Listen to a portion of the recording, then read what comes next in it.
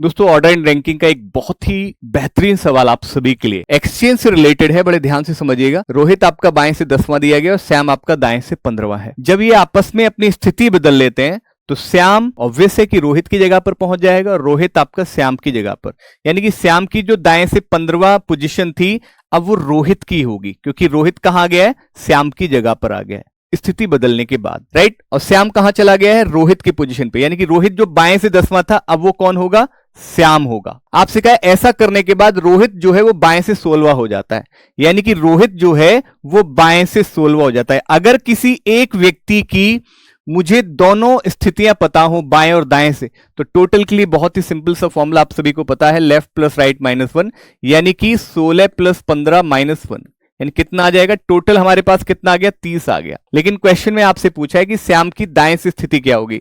श्याम कहां गया था, रोहित की जगह पर, रोहित बाएं से कितना था, 10, तो वो अब कौन होगा, वो श्याम होगा।